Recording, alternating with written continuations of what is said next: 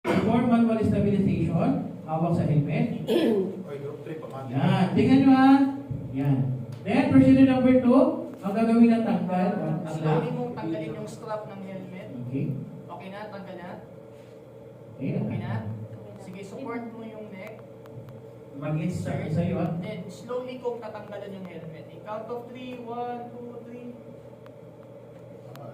Wait. So, ito siya ang nag-perform ng manual stabilization ngayon. Okay, kanina si Sir, siya yan. Para ang purpose na natin is ma-minimize ang movement sa ulo. Minimize ha, talaga gagalaw pa ito yan. Yan, habang minubulbot, ulit na, minubulbot, dahan-dahan ang kamay. Yan. Okay. Then, after mali mo mag-helmet, si first leader number 1, normally siya yung team leader.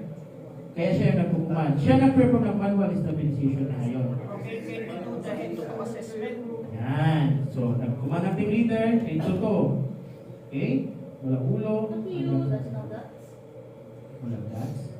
Leg. Shoulder. Wala guts. Rib cage. Okay, sir, nag-choose na sir, ha? Okay? Sir, MCK, straight. No blood, no dots. No dots daw. Nice. Pwede ka ba mag-ask ng support sa may starter at least 3? I need help. Okay. Sir. By starter. Sakto. So, ginawa ng team leader, kasi dalawa lang sila, humingi ng tulong sa bystander. Sir, pakali po, magaling pa ako balik para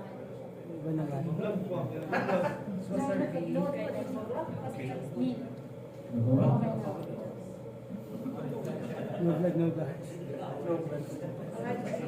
We'll arrange the upper lower extremities for lateral technique. Okay? So, sir, i-arrange natin yung tuhod. Since this is clear, no wound, no fracture. So, next natin na yung sir, ano na lang.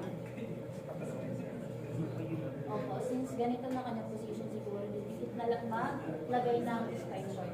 So, transfer kita nga to sa kanila. Since ganyan na ang position. Okay? So, napansin yung movement nila sa other side. Sa paa.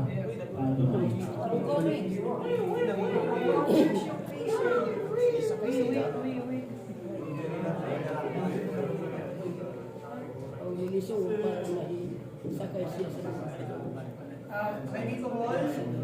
Okay. Ready to roll? Ready! Ready to roll? Ready! Ready to roll? Sir, sa segment si sir. Ready to roll? Ready! Yan. Count of 3.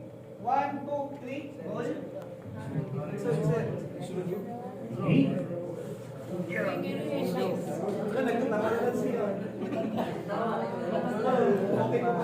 Makinig kayo sa amo ng Ready to leader. roll?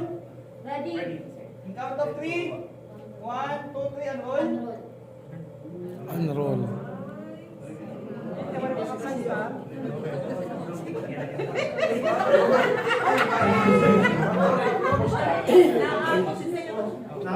Kumakrawan si sir. Ready to unroll? Ready! Count of 3. 1, 2, 3, and roll.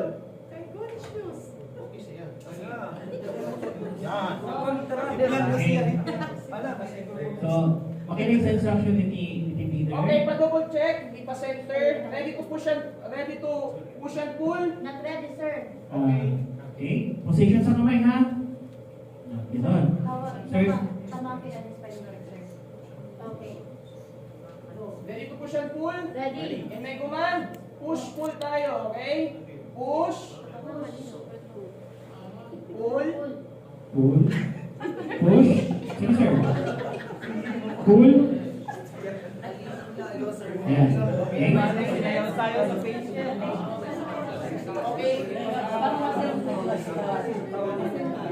Okay. Okay, nasaan na yung ano? Yun. Pwede bang kunin yung improvise natin head stabilizer?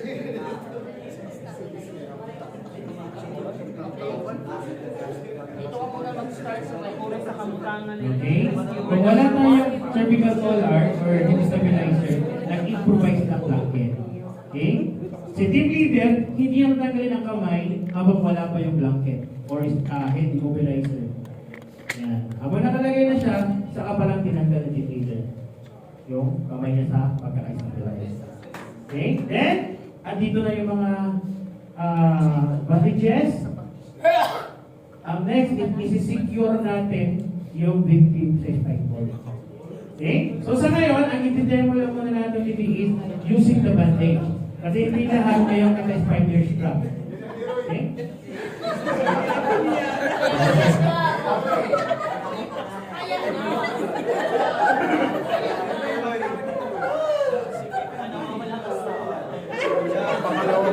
Okay, ganito ha. Ganito. So, yung ginawa natin kanina, removal of helmet, okay na, check na. Ang next is, ang ginawa nila is proper loading of patient sa spinal cord. Check, nagawa na natin. Okay? So ngayon, next is